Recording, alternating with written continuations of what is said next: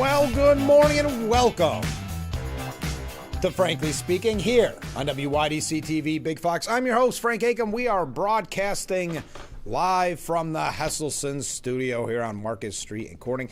It's a little snowy out there, so be careful on your way into work or your way into school. Make sure to check all cancellations. We've got a lot to talk about this morning. We'll start with viewer comments. First up, Mark writes in, good morning, Frank. Well, good morning, Mark. President Trump had a bad weekend. The Supreme Court denounced Trump's tariffs, so he reverted to another way to impose 15% tariffs to all countries. And his Mar-a-Lago home had an attempted attack by a man with gas and a shotgun, and the man was fatally shot. We're going to talk about all those things, Mark. I appreciate that. Austin Tucker Martin is the gunman that was shot dead by Secret Service at Mar-a-Lago. According to the New York Post, he snuck into President Trump's Mar-a-Lago estate, and he was reportedly obsessed with the Epstein files and implored others to, quote, raise awareness just days before the deadly encounter. 21 years old, Martin was gunned down by local Florida police and members of the Secret Service after he brandished his shotgun in a shooting position on Trump's property. He was reported missing by his family after he vanished on Saturday. His mother, Melissa Martin, made a missing person poster for him describing the silver Volkswagen he was driving. Bizarre text messages Martin swapped with a co-worker on February 15th, just 1 week before he apparently embarked on a one-way trip to Florida, were obtained by TMZ. Martin, seemingly unprompted, shared his thoughts on the Epstein files with his co-worker, saying, I don't know if you've read up on the Epstein files, but evil is real and unmistakable. The best people like you and I can do is use what influence we have. Tell other people about what you hear about the Epstein files and what the government is doing about it. Raise awareness. His co-worker never replied to the text. On Sunday morning before Tucker's death was announced, the co-worker text, hey, where are you?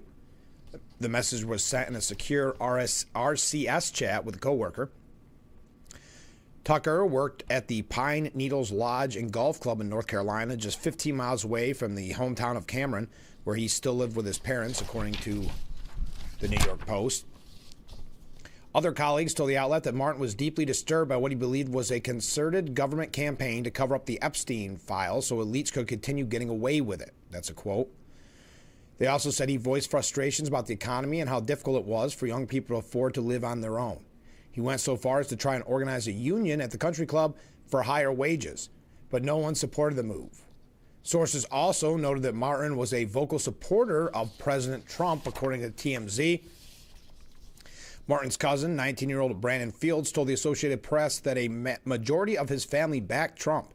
He said any apparent act of violence from his quiet cousin was extremely out of character. Quote, he wouldn't even hurt an ant. He doesn't even know how to use a gun. Authorities haven't revealed a motive for the potential attack. Trump and First Lady Melania were at the White House at the time. An investigation is ongoing. Authorities have urged nearby residents in South Florida to check their security cameras for any footage that may show him. Also, in breaking news, and we've got a lot to talk about this morning, but we're just kicking it off here. Mayhem is rocking Mexico as a most wanted drug cartel boss was killed. El Mencho was the longtime head of one of the nation's most powerful cartels. Armed groups set fire to cars and buildings across Mexico in the wake of his death. Seeking revenge in an unsettling show of force, Nemesio Osguera Cervantes, known as El Mencho, was the longtime leader of one of Mexico's most powerful cartels, the Jalisco New Generation Cartel, and was widely regarded as one of the country's most violent criminal figures. He presided over a criminal enterprise that had expanded rapidly over the past decade, producing and selling drugs, extorting local businesses, and terrorizing communities across the country. Mr. Azugra's killing plunged Mexico into a highly tense moment that could unleash a surge in violence. Past captures of cartel leaders have set off wars between the government and cartels, as well as between opposing factions jockeying for power and the beheaded criminal group. Those fears were heightened on Sunday by a swift outbreak of violence across Mexico.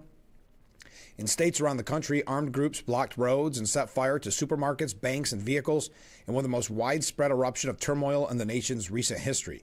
Mexican security forces on Sunday captured El Mencho in Tapalpa, a town of about 20,000 in the western coast of Jalisco, where his cartel was founded and based.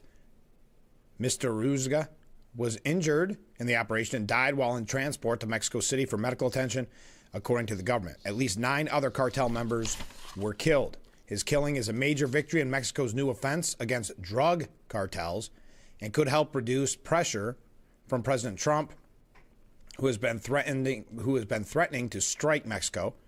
The Mexican government said the United States had contributed intelligence that aided the operation. U.S. officials said that it was a Mexican operation, that no American troops were involved in it. That was only the start for Mexican security forces on Sunday. They were deployed across the country to confront the backlash over his killing. In at least 13 states, apparent cartel operatives sought to cause havoc by setting fires and blocking roads with burning vehicles. Cartels have often lashed out following the captive of their boss, as I mentioned earlier. Concert and soccer matches were canceled. Flights were diverted, and at least one port halted operations. The unrest also already has affected the week ahead, as some states canceled classes on Monday, while airlines and bus operators suspended some routes for the week. The U.S. government warned its citizens to, quote, shelter in place until further notice in parts of 5 states. So Americans were told to shelter in place across Mexico. As violence erupted across the region, the U.S. Embassy and consulates in Mexico issued a security alert warning, quote, due to ongoing security operations and related road blockages and criminal activity, U.S. citizens in the named locations should shelter in place until further notice. The confirmation of El Mencho's death triggered a wave of cartel violence, as I mentioned. The violence continued to spread across Mexico on Sunday from the Pacific side to the Gulf of America near the Texas border. Cartel gunmen turned the area into what is described as a war zone. They even seized rocket launchers in a highlight of what is the gang's firepower. They seized rocket launchers capable of shooting down aircrafts during the operation Sunday that killed cartel boss El Mencho. Authorities have previously linked CJNG to a 2015 attack in Jalisco, in which cartel gunmen used rocket-propelled grenades to bring down a Mexican military helicopter. One of the starkest examples of a cartel directly engaging federal forces with battle-grade weapons. The assault marked a turning point in how Mexican authorities viewed the group's capabilities.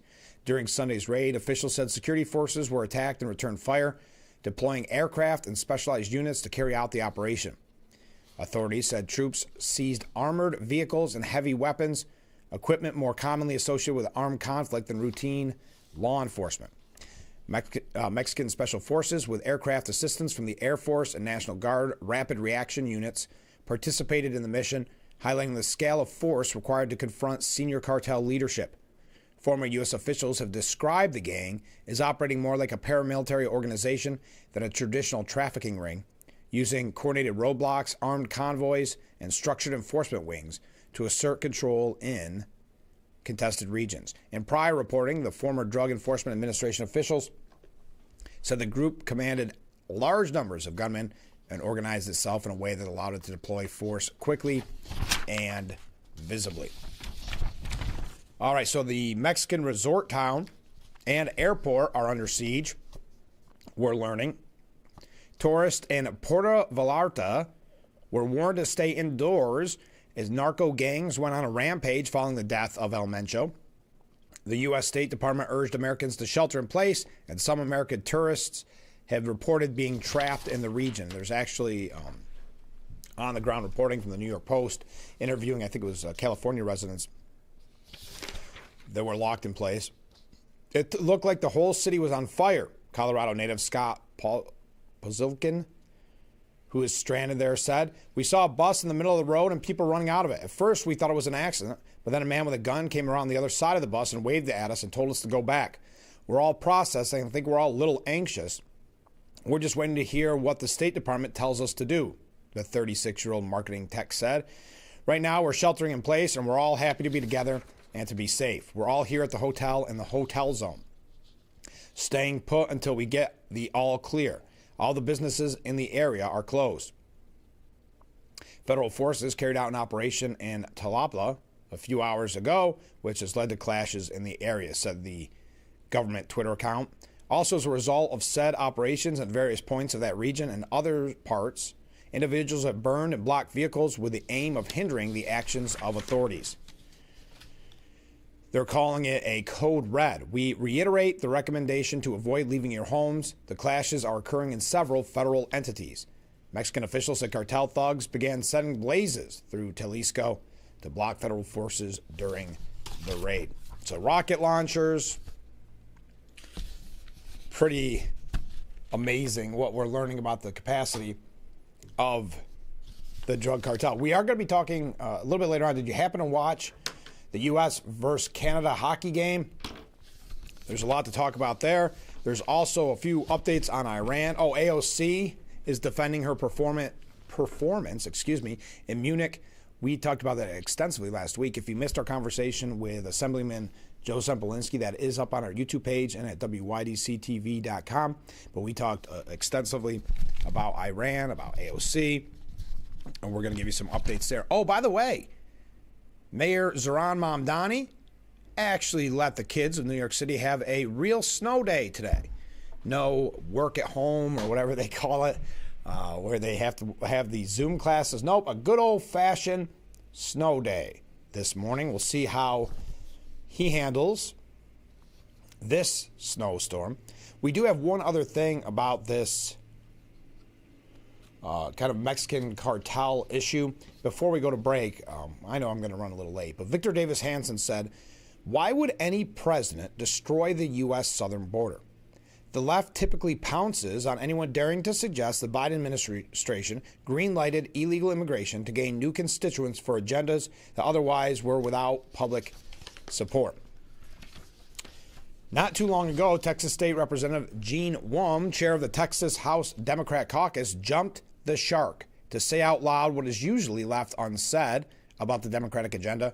Quote, "The day that Latino, African American, Asian, and other communities realize that they share the same oppressor is the day we start winning. Because we are the majority in this country now. We have the ability to take over this country and do what is needed for everyone." End quote. That is Representative Gene Wum.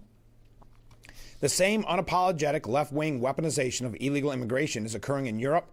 Sheer numbers there have already radically changed the demography, the political constituencies of the continent.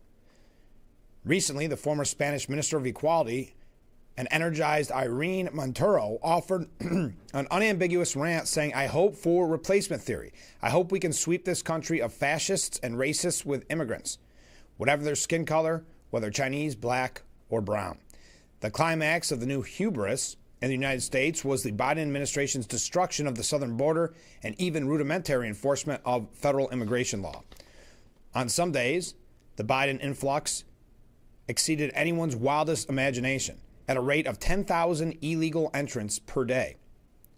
The Homeland Security Secretary at the time, Mayorkas, in Baghdad Bob style, occasionally pontificated that the border was secure as thousands illegally swarmed the border without health or even rudimentary background checks. The left's political agenda for illegal immigration was to be realized either immediately through compromised ballot integrity or soon enough by warping the census-based reapportionment of House districts.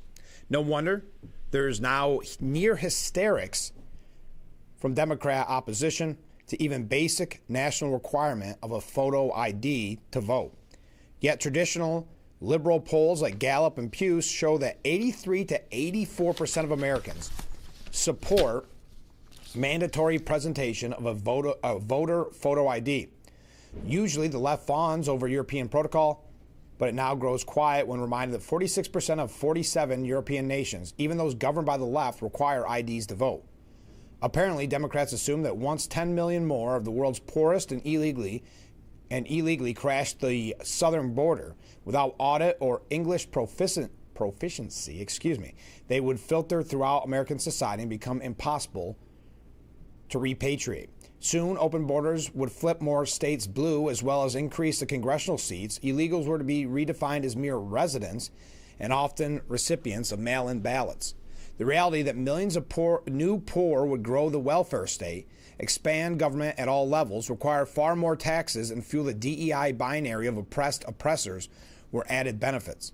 The nexus between the $9 billion Somali welfare fraud and Minnesota Democrat officials offer a sharp reminder of how the immigration, welfare, DEI exemption industry was created and protected by authorities. President Joe Biden's new 10 million unlawful entrants may be increasing the existing pool of illegal aliens, 20 million to maybe 30 million. That total in turn radically grew the existing group of 20 million legal foreign-born citizens and legal residents of various categories. So when Trump took office in January of 2025, the U.S. had admitted a record high of foreign-born residents. They now make up some 16% of the population and perhaps 53 million in actual numbers. The influxes came at a time when too often the melting pot tradition of integration, assimilation, and accumulation were revealed and to be superseded by salad bowl ethnic,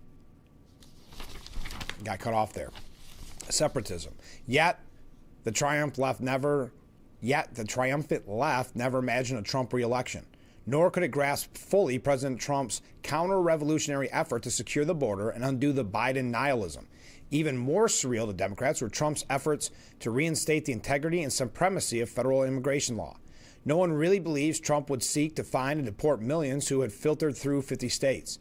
Most were enjoying de facto immunity via hundreds of left-wing district court judges and blue state officials of the Tim Walz, Gavin Newsom sort. But if any of its immigrant constituents in the future, such as 55% of Hispanic males who voted for Trump in 2024, dared to vote on criteria other than federal entitlements, ethnic solidarity, and the democratic coercion, the left would close the border quickly. So that was Victor Davis Hanson, just a kind of to piggyback about the border. All right, when we come back, we're going to talk about the Olympics. As I said, AOC defending herself. We're running just a little bit late, so stay with us. We'll be right back with Frankly Speaking after this. With the games in full swing, stop in Hesselson's today and see why Ona Sauna will bring calmness and stress relief naturally. Infrared, traditional rock saunas, and hybrid saunas. Hesselson's has them all on display in their expanded and remodeled showroom. Better circulation. Detox the skin through sweating. Feeling refreshed and rejuvenated. Now is the time to make every day better with your own sauna, starting at just $39.99. And remember, after 70 years, it's still fun to poke in the corners at Hesselson's. You want free internet? Forever? You got it. Really. We mean it. Spectrum is offering free fiber-powered internet forever. Want it? Just call this number and switch 4 mobile lines to Spectrum for a lifetime of internet you never pay for. It's not a trial, it's an unprecedented offer. So we'll say it again. Free fiber-powered internet forever. Have you called yet? Because your internet is forever. But this ad ends now. Did you know we waste as much as 40% of all the food we produce globally? Did you also know that each year, millions of acres of wildlife habitat are plowed over, and billions of gallons of water is guzzled up to produce that food? And your wallet is taking a hit too. Americans toss out more than $382 billion worth of food per year. That's a lot of waste. But did you know that there are simple things you can do to help? And spread the word that food should never be trash. Visit us at wwf.earth/food waste. Like temperatures will be in the teens and low 20s here for us in Elmira for your Monday. An average high of 38, so obviously a little bit below that, with chances for snow expected here for the rest of our afternoon. Anticipate about a good ½ an inch here to the south and east, but otherwise 3 1/4 to Wayland and looking at about 1 inch to 2 1/4 towards Bath. High winds expected here for our Monday and Tuesday, and looking at chances for snow throughout the week.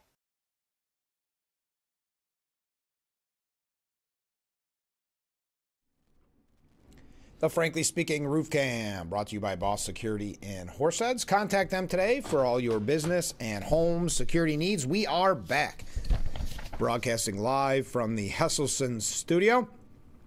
So President Trump reacted to Team USA men's ice hockey overtime victory against Canada to win the gold medal at the 2026 Winter Games. Jack Hughes scored the game winner, getting a shot past Canadian goaltender Jordan Binnington. It was Team USA's first gold medal in the sport since the Miracle on Ice back in the 1980 Olympics. As the Americans celebrated in Milan, the president reacted on Truth Social saying, "Congratulations to our great USA hockey team. They won the gold. Wow, what a game. Lots of winning." Trump's political prodding of Canada helped reignite the rivalry between the two nations on ice. It began last year as Team USA and Canada fought each other during the Four Nations face-off. The Americans didn't come home with the tournament win that time, but delivered when it counted. Matt Boldy scored the first goal for the Americans in the first period. The Minnesota Wild Stars split two Canadian defenders and got his shot past the goalie. We don't need to go through each step, but Hughes scored the winner early in overtime. Team USA won 2-1. Trump also called the U.S. hockey team and invited them to the State of the Union. The players just had the president on. I don't know what it was. What do you call it? FaceTime? Whatever, in the locker room, said Coach Mike Sullivan. He just spoke to the group, expressing how proud he was of the group and congratulating everybody on the win. Clinching the medal was an inspiration to our country, he continued. I can't tell you how many texts I've received over the last day or so about watch parties at 8 o'clock in the morning. I think from a viewership standpoint, the United States, there were a lot of people paying attention, the president included. In a video captured in the locker room, Kash Patel held up his phone while Trump could be heard saying, "You were all unbelievable." The president went to extend an invitation to have the team at his State of the Union address on Tuesday, to which, of course, the players immediately answered, "We're in." One player asked if they could have help getting to Washington, D.C. "We'll get cash or we'll get the military to get you guys over," Trump said. At the end of the call, Trump said, "We love you guys. Congratulations. I'm going to shake hands with everybody, but I got to shake hands with that goalie." Team captain Austin Matthews described what it was like getting a call from the president saying, "We're all proud Americans, obviously. This is a huge moment for us, a huge moment for the United States." Trump called, just congratulated us. "It's an honor to wear this jersey and represent the U.S. To go home with a gold medal, you know how much that means to guys in this room, to people watching and rooting for us. I think there's a lot of moving parts as far as our travel back home. We'll kind of see what happens, but obviously it's an honor to wear this jersey and to represent the U.S., Matthews continued. To go home with a gold medal, I mean, you know how much that means to the guys in this room and how much it means to all the people watching and rooting us on. Now, Pete Hegseth, I know I'm running late again. Pete Hegseth dubbed the United States goaltender as the Secretary of Defense. I love it.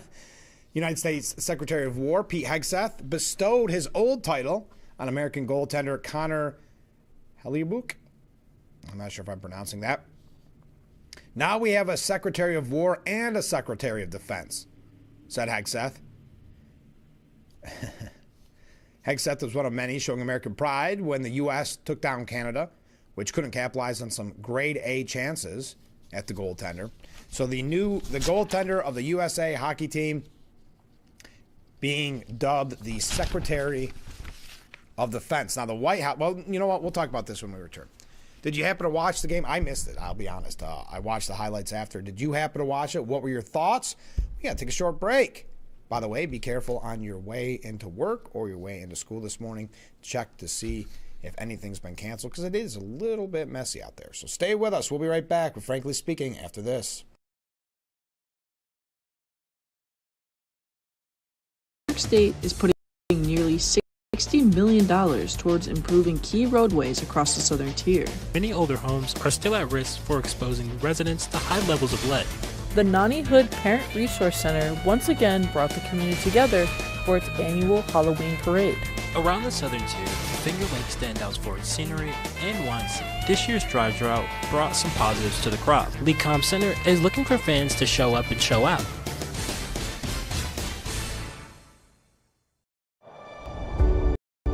We are the keepers of the wild, America's original and most invested conservationists. For more than 80 years, we've been committed to conserving wildlife and the natural landscapes that define our nation. From rugged alpine ridgelines to peaceful tall grass prairies, we've supported the conservation of more than 36 million acres of American wildlands. Our funding has led to cleaner water, fresher air, and improved wildlife habitat. From abundant fish and waterfowl populations to robust deer and elk herds, nothing is more important than maintaining wild spaces for adventurers to explore and wildlife to thrive. We are America's hunters and target shooters, stewards of the American outdoors.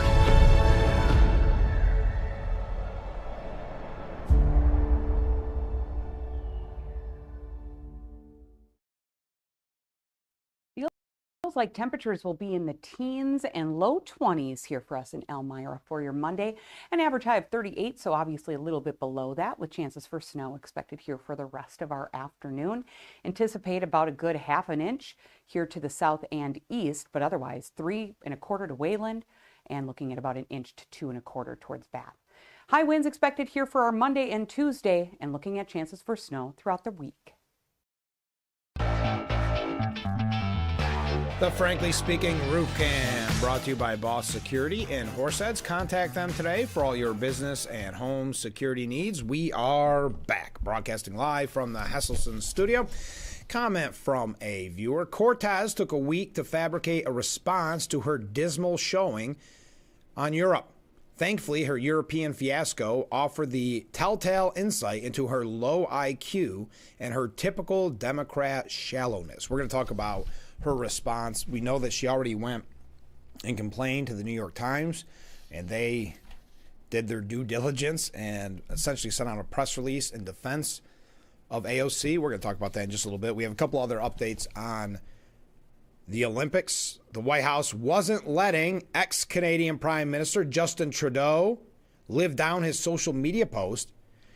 He had posted, "You can't take our country and you can't take our game," after Canada had beaten the U.S. in the Four Nations face-off last year. In a quote post on X, the White House account trolled Justin Trudeau by posting a photo of a bald eagle standing on top of a Canadian goose. The White House wasn't the only one taking a dig at Trudeau, with former NFL star Robert Griffin III getting his own shot, saying, "We took your game," with a photo along of himself with the American flag. Hughes scored the game-winning goal. We know all about that. We got the plow going by. Excuse us. A little noisy there. "This is all about our country right now. I love the USA," Hughes said. "I'm so proud to be American today. I love my country. I love my teammates." That's American hockey right there. That's a great Canadian team, but this means so much. We are such a team. The USA Brotherhood in this team is so strong. So much support from ex-players. I cannot believe this. It could have gone either way tonight. Now, Canadians Nathan McKinnon seemed to be a sore loser. He sounded a little bit salty with reporters after the game, saying, "You be the judge of who was the better team today." Okay, well, I think that's what scoring is there for. Now, FBI Director Kash Patel was partying with the hockey team. He's been receiving some criticism for it. Patel confirmed he was partying in the locker room with the American team after a video was posted to social media of him drinking beer, spraying it in the locker room, and yelling as the players sang Toby Keith's "Courtesy of the USA." Team USA forward Matthew Chakot even put a gold medal around Patel's neck. Quote, "For the very concerned media, yes, I love America and was extremely humbled when my friends, the newly minted gold medal winners on Team USA, invited me into the locker room to celebrate this historic moment with the boys. Greatest country on earth and greatest sport on earth." Patel, a well-known hockey fan, also posted photos of himself with the team, one including him with players. He was wearing a white USA shirt. Patel posted on Twitter, "Unity, sacrifice, attitude. What it takes to be the best in the world. These men live and breathe it. Now Team USA are gold medal champions. Legends standing on the shoulders of giants. Thank you for representing the greatest country on earth in the greatest game ever created. Congratulations, boys." Ben Williamson, Assistant Director of Public Affairs for the FBI, stated on Twitter that Patel's trip to Italy was not a personal one and that it had been planned months ago. Williams stated it included meetings with Italian law enforcement and security officials, a meeting with American ambassador to Italy, Talam Fortellet, and greetings with legate staff, among other things. Okay. But like I said, he did respond. Journalist, where is it? Journalist Mehdi Hassan wrote, "You can only imagine the reaction from the GOP and Fox if this was an FBI director under Obama or Biden. What is he doing there? At taxpayer expense? Where's Doge when you need it? They will do literally anything except arrest Epstein's accomplices," said Republican Florida gubernatorial candidate James Fishback. "As governor, I will appoint a special prosecutor to reopen the Epstein investigation on every single sick animal in the file, Democrat or Republican." Dr. Abdul El Sayed, a Democrat candidate for the U.S. Senate in Michigan, said the FBI director parties on your dime. Democrat influencer Harry Sisson said Kash Patel partying in Italy at the Olympics on taxpayer dollars. Millions of pages of evidence of massive child sex trafficking ring, and this is what the FBI director is doing right now. Does Kash Patel ever work? Said Meghan McCain. All right. Now, how am I doing? Okay. The Huffington Post was called out on Sunday. They had a piece that was headlined, quote, "There's a name for the discomfort you're feeling watching the Olympics right now." So the idea that you're supposed to feel uncomfortable, you're supposed to feel bad in some way about rooting for your country. That was from the Huffington Post. There's a name for the discomfort you're feeling watching the Olympics right now. The outlet posted the piece on social media with the caption, "If waving the American flag or chanting USA turns you off right now, you're not alone." Quote, "While President Donald Trump's deportation agenda separates families and federal agents detain 5-year-olds and kill unarmed civilians, American athletes are winning medals on behalf of the nation at the Olympics right now. This whiplash between pride for the United States competitors and national shame for the federal government is common." Huffington Post pointed to Olympians who have expressed disdain for the current government in reaction to recent events, such as the killing of Alex Preddy in Minneapolis. For example, Hunter Hess, an Olympic skier, who said, "There's obviously a lot going on that I'm not the biggest fan of. Wearing the flag doesn't mean I represent everything going on in the USA." Critics posted photos of U.S. men's hockey team celebrating with American flags on Sunday after winning the gold medal over Canada. Wisconsin GOP Representative Tom Tiffany responded to the post with a bald eagle stomping on a Canadian goose, along with the caption, "Proud to be an American today, tomorrow, and every day, USA." Senator Mark Wayne Mullen said, "If you can't be excited about winning gold at the Olympics, including in overtime versus Canada, you don't have a pulse. Some Americans will pick victimhood and being miserable over having an ounce of patriotism. Good luck." Representative Randy Fine even responded to Huffington Post saying, "Get the, we'll say, heck out of my country." Others also responded with USA chants. Podcast host Stephen Miller, along with others, reacted with a photo of the men's hockey team after their victory on Sunday. Chris Freeman, a professor at William and Mary, argued, quote, "It's a strategic mistake for the left to cede patriotism to the right, rather than correctly point out that the right has actually betrayed American principles. If you can't separate these things, you need to work on your adulting skills." Okay. So you were supposed to feel uncomfortable rooting for your country to win gold in the Olympics, according to the Huffington Post. Now, we've got a couple other things we're going to talk about. We are going to mention AOC and her way of justifying or, I guess, defending herself when it comes to her speech in Munich. We also have a couple things here about something we've talked about kind of extensively the last couple of programs, which is J.D. Vance or Marco Rubio. Axios says that the president is struggling to pick a side and who will be the candidate for 2028. We'll talk about that as well. But stay with us. We'll be right back with Frankly Speaking after this.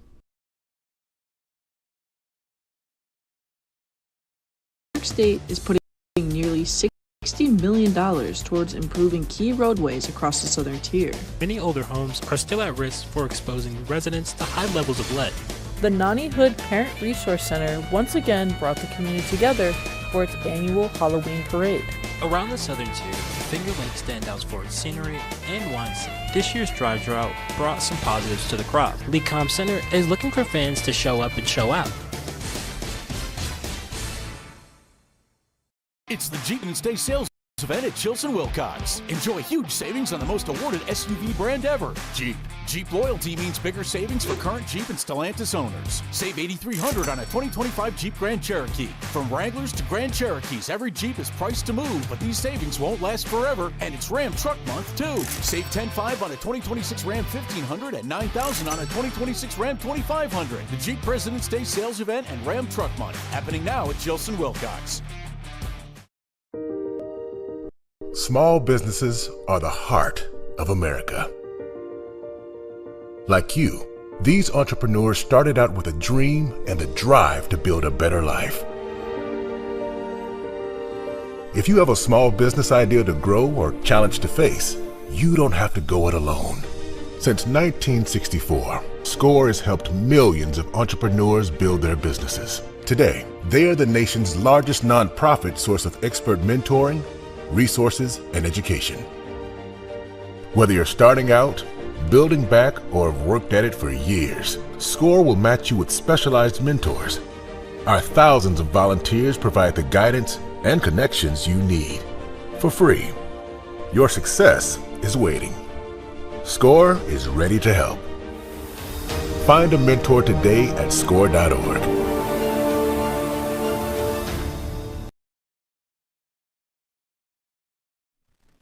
The Frankly Speaking Roof Cam, brought to you by Boss Security in Horseheads. Contact them today for all your business and home security needs. We are back, broadcasting live from the Hesselson studio. Some comments from viewers. Canadian fans complaining about the overtime rule, says it cost Canada the game. Funny they don't realize that's exactly how they got into the gold medal game. You can't score on a 5-3 power play, and opposing goalie stops 41 shots you're not meant to win. Comment from a different viewer. Cash on taxpayer dollars? I doubt it. Oh, Cash Patel, I see. On taxpayer dollars, I doubt it. But have the absent-minded Democrats forgotten about the extravagant spending of taxpayer dollars by Crockett, just to name one? However, there are several other examples of Democrats ripping off taxpayers' money and using it as their personal bank account. Thank you very much. Comment from a different viewer. Good morning, Frank. Well, good morning to you. Like you, I missed the hockey game. It's hard to miss church over a hockey game, but it's refreshing to see the patriotism of the American team. And who doesn't enjoy Trump trash-talking Canada? Absolutely. A couple of updates, and we can continue to talk about hockey if you'd like, but a couple of updates on the international front.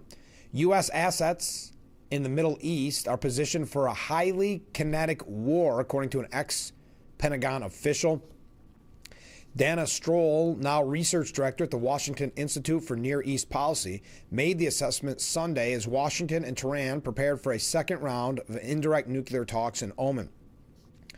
Quote, the U.S. military is ready for a sustained, highly kinetic campaign should President Trump order it, and also prepared to defend allies and partners in the Middle East from Iran's missiles, according to Stroll. The U.S. military can rapidly reposition assets from all over the world and deploy overwhelmingly lethal force in a short period of time to one theater. She said, before highlighting now that there is no ally or enemy capable of what we have seen from the U.S. in the current buildup, describing how the current posture differs from June of 2025 strikes on Iranian-linked nuclear targets. Stroll said the U.S. has expanded its offensive and defensive capabilities. Quote, 2 U.S. aircraft carriers and their accompanying vessels and air wings were stationed in the Middle East last summer during the 12-day war and the U.S. Operation Midnight Hammer. The addition of the Ford is really important. It expands U.S. offensive capabilities if we go to war with Iran. The U.S. has also increased the number of guided missile destroyers, fighter aircrafts, refuelers, and air defense systems. The deployment of aircraft carriers such as the USS Gerald R. Ford and USS Abraham Lincoln has assumed heightened strategic importance. Now, according to Special Envoy Steve Witkoff, he warned that Iran could be a week away from having industrial-grade bomb-making material, raising urgent questions about what President Trump could do next to address the looming threat. It's up to 60%, Witkoff said, of Iran's enrichment level. They're probably a week away from having industrial-grade bomb-making material. The dangerous proposition, Witkoff said, and this was on My View with Laura Trump, comes despite Trump's zero enrichment red line, which he accused Iran of violating well beyond what a civil nuclear program requires. We can't have that, Witkoff said. This is something that they have to stick with until they prove to us that they can behave. Witkoff told Fox News that the president is curious why Iran has not shifted course despite mounting U.S. pressures in the region. With this amount of sea power, naval power that we have over there, why they haven't come to us and said we profess that we don't want a weapon. But external pressures are only part of the culture. The Islamic regime faces additional pressures from its own citizens, prompting unrest and state-driven aggression against protesters. Exiled Crown Prince Reza Pahlavi, who has discussed the opposition of Iran's regime change on multiple occasions, has previously expressed faith in Trump's ability and willingness to help topple the regime. Now, according to the Wall Street Journal, we got to take a short break, so I'm going to sneeze here. So let's, well, we got a couple of things we'll get to on Iran. If you don't mind, stay with us. We'll be right back with Frankly Speaking here on WYDC TV, Big Fox.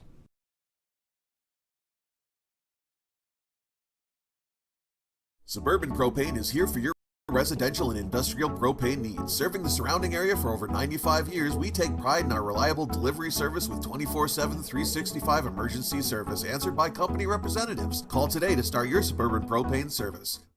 New York State nearly $60 million towards improving key roadways across the southern tier. Many older homes are still at risk for exposing residents to high levels of lead. The Nani Hood Parent Resource Center once again brought the community together for its annual Halloween parade. Around the southern tier, Finger Lake stands out for its scenery and wine scene. This year's dry drought brought some positives to the crop. LeComm Center is looking for fans to show up and show out. The governor has declared a state of emergency, and evacuation is now underway as the storm approaches. The National Weather Service has issued a warning as it monitors the storm. Move the following counties their fortune sequence.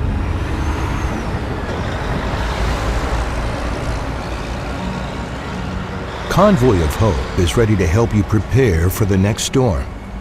Visit convoy.org/prepare. More cars, lower prices. Simmons Rockwell. Make car buying simple when you drive your deal at a Simmons Rockwell location near you, where you'll always find more cars.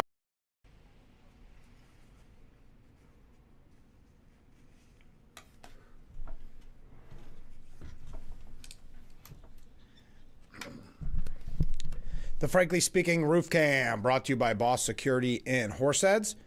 Contact them today for all your business and home security needs. We are back, broadcasting live from the Hesselson studio here on Marcus Street in Corning.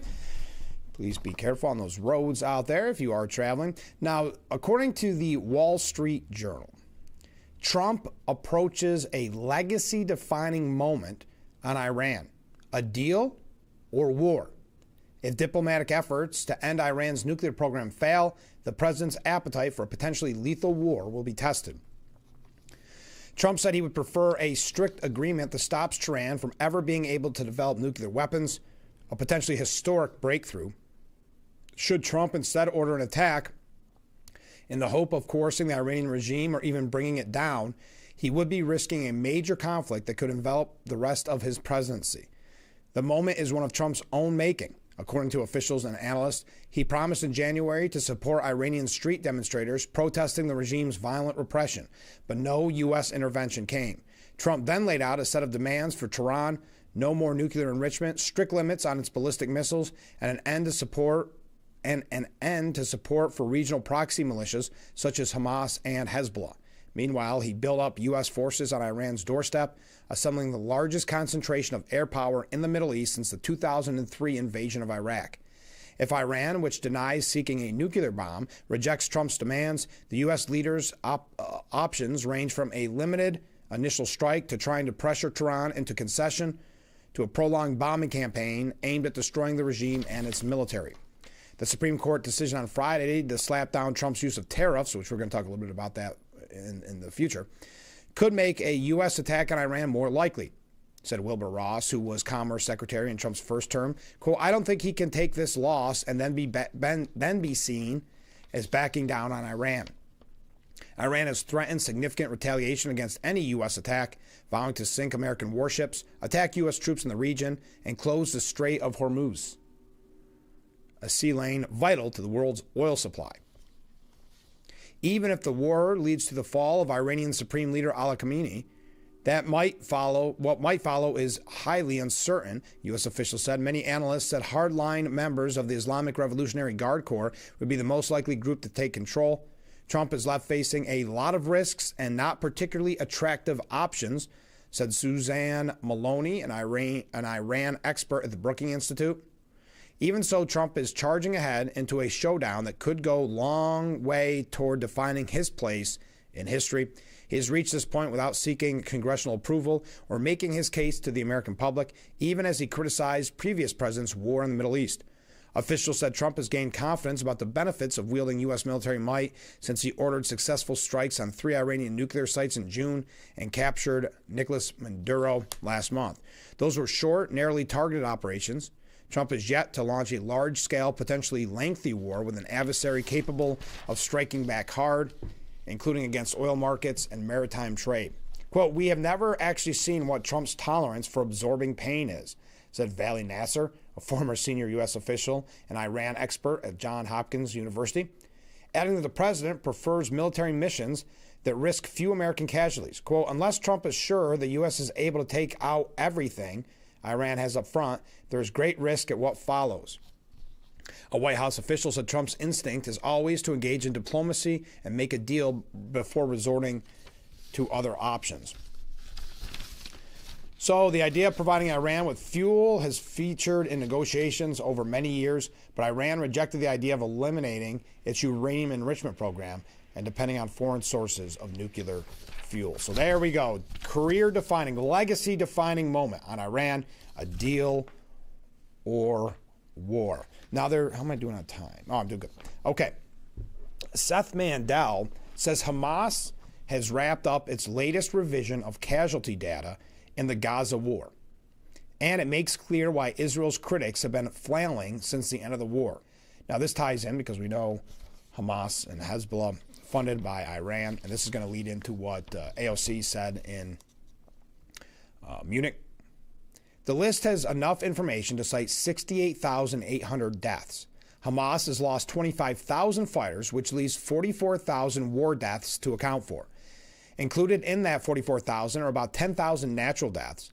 The remaining 34,000 would include civilians killed by Israel and those killed by Hamas and associated militant groups, either by execution, rocket misfires, turf wars, and the like.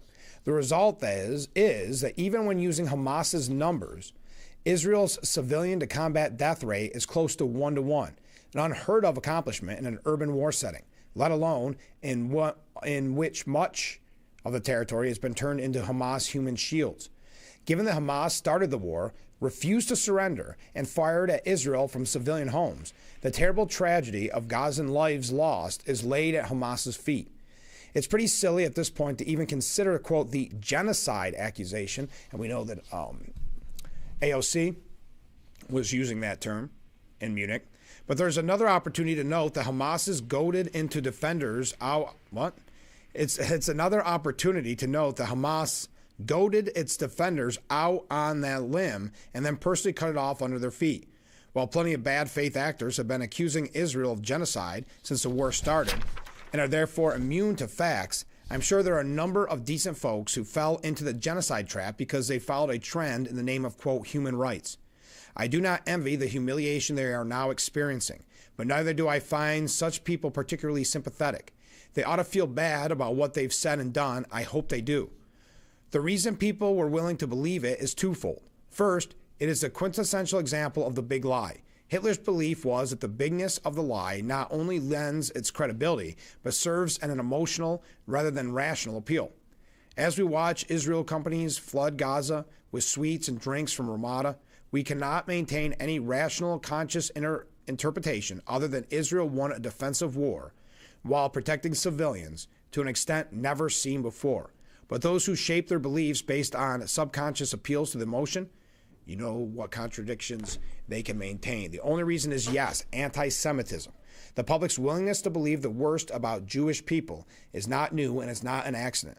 Those who have participated in the genocide big lie have not made an honest mistake. A mistake perhaps, but not an honest one. For anyone who wants to put up guardrails for the next time Hamas tries to snare them into a massive hoax, the most important detail in the new report is the demographics chart. Women's share of deaths is largely consistent with their share of the total population, even below that for younger age groups. Military-aged men, however, are far larger share of fatalities than the share of the population, which means another key part of the anti-Israel narrative is definitive nonsense. That is the focus by Israel's critics on women and children, the narrative that claims that they're baby killers. When AOC says she opposes Israel because, quote, I care about little kids dying. When Rashida Tlaib reads into the congressional record what she says are the names of babies that Israel's government has murdered, end quote. When Elizabeth Warren tells a town hall audience that Israel is committing genocide and to look at the children, we are being fed the baby killer trope from elected politicians. It's a lie and a malignant one. Once again, Hamas's own numbers obliterate the lies that Western anti-Zionists cling to out of misplaced sense of pride. Indeed, one rarely encounters people with less to be proud of. And we will tie that in with AOC when we return. Stay with us. We'll be right back with Frankly Speaking, getting ready to wrap up hour number one. Get your comments in.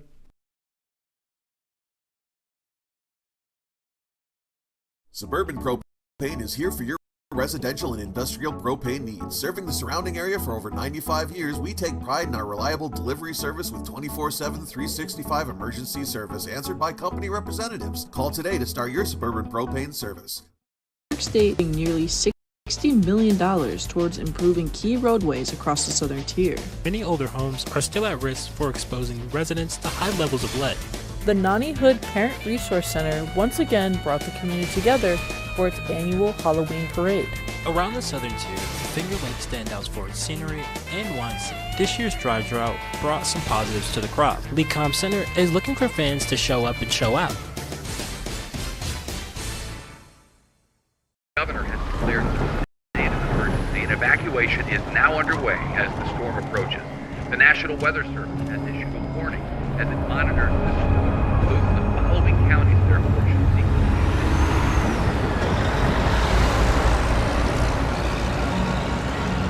Convoy of Hope is ready to help you prepare for the next storm. Visit convoy.org/prepare. More cars, lower prices. Simmons Rockwell. Make car buying simple when you drive your deal at a Simmons Rockwell location near you, where you'll always find more cars.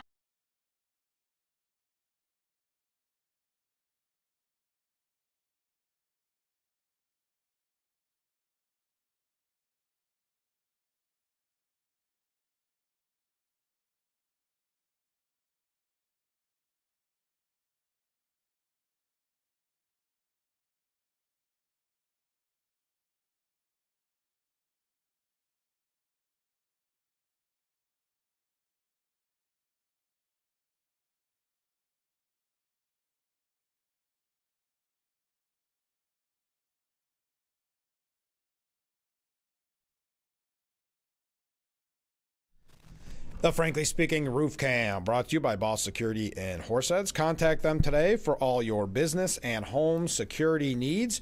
We are back, broadcasting live from the Hesselson studio here on Market Street in Corning. Comment from a viewer. One has to wonder exactly why Biden, who is no doubt aware of Iran building up its nuclear power, didn't do anything about it. What is wrong with Democrats? Thank you very much. Now, AOC blames the critics of her speech and Trump after her, I guess you could call it, as Fox calls it, a Munich hiccup. An emotional representative, Alexandria Ocasio-Cortez, attempted to blame critics and even President Trump of the, for the backlash she received for her response to a question at the recent Munich Security Conference. So she realized how bad this was and how disastrous this was for her potential run for president. So she has been out. She went to the New York Times, complained to them, and then the New York Times, of course, published her take on it word for word. She said on social media, if you think I don't understand foreign policy because of out-of-hours discourse about international affairs, I pause to think about one of the most sensitive geopolitical issues that currently exists on Earth. I'm afraid the issue is not my understanding, but perhaps the problem is you've gotten adjusted to a president that never thinks before he speaks. The raspy-voiced AOC said on a late-night Instagram video. So this goes back to February 13th when she started the critical firestorm and has conservatives questioning her fitness for a 2028 presidential run. She said when asked about Taiwan, quote, I think that this is such a, I think this is of course a very long-standing policy of the United States, she said, with pause when asked about America defending Taiwan in the event of a Chinese invasion. And I think we are hoping for is that we make sure that we never get to that point, and we want to make sure that we are moving in all of our economic research and our government or in our global positions to avoid any such confrontations and for that question to even arise. Vice President J.D. Vance weighed in multiple times this week on her remarks, saying, I think it's a person who doesn't know what she actually thinks. And I've seen this way too much in Washington with politicians. When they're given lines, and when they ask them to go outside those lines they were given, they completely fall apart.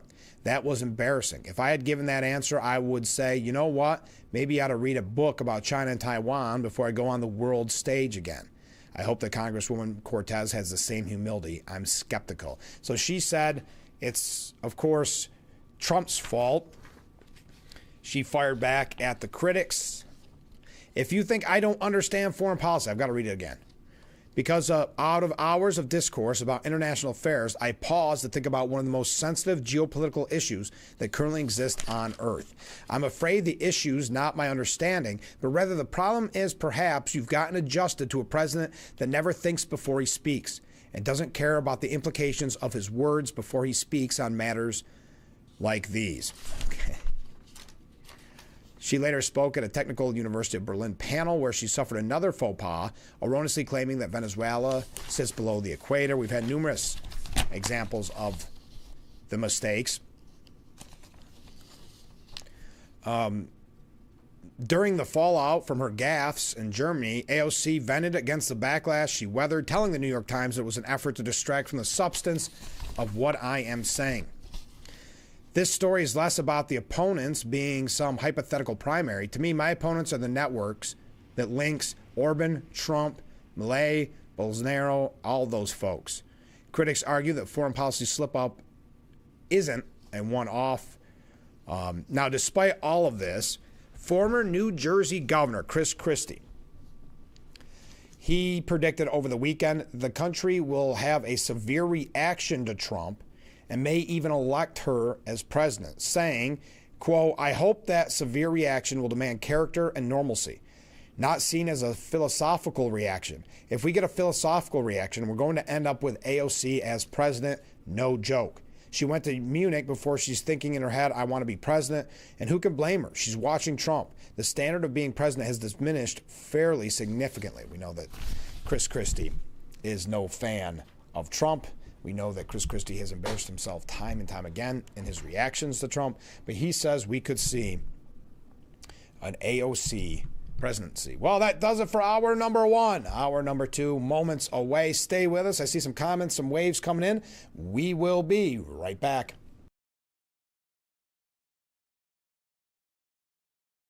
Allegiant's flight from Elmira to Myrtle Beach starts May 22nd, 2026. Whether it's a weekend escape or a week in the sun, Myrtle Beach is closer than ever. Non-stop to sun, sand, and seaside days. From takeoff to toes in the sand, your coastal getaway starts right here at Elmira Corning Regional. Mornings on the boardwalk, afternoons on the golf course, and evenings with oceanfront dining or a flight away with Allegiant's new direct flight. Starts May 22nd, 2026. Book now at AllegiantAir.com. You make everything harder. You're a pest. Nobody wants you. Nobody likes you. You are just full of raising questions and never having an answer. If I can face MS, I can face anything. A cure for me would be to go back to where I was. A cure would stop you dead in your tracks. And when we get you, it's going to be a great day. It ends here. MS ends with us.